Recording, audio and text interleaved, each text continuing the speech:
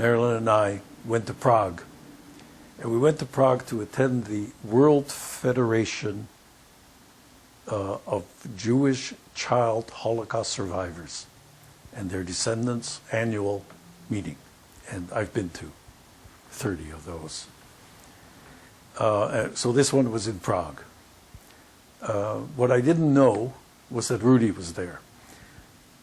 We go to the opening evening, and there's the dais.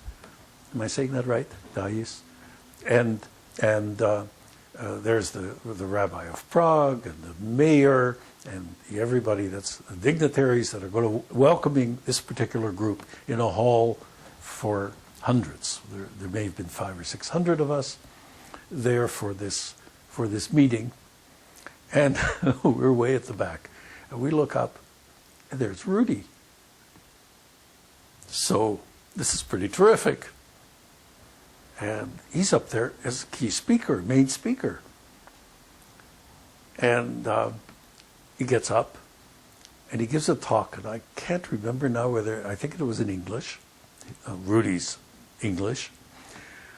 And he spoke about children who survived, and specifically, I think about his sister who had a little boy, Stefan Horney, who I knew nothing about. And he's telling this story. But why, it was beyond me to quite understand why he was up there.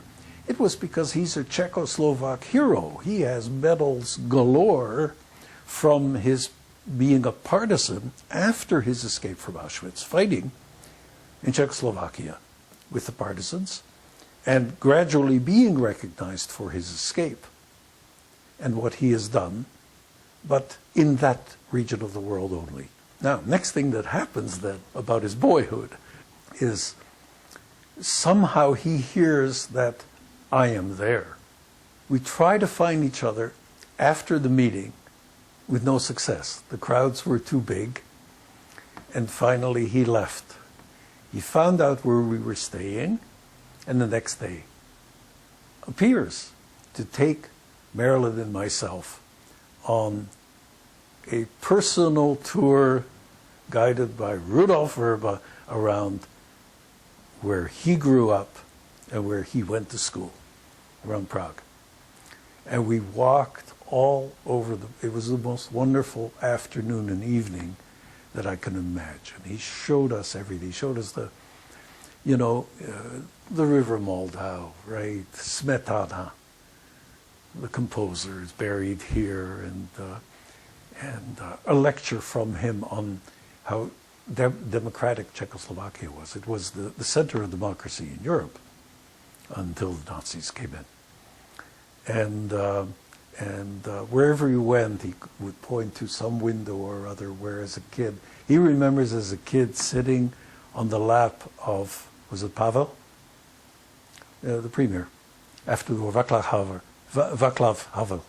Havel.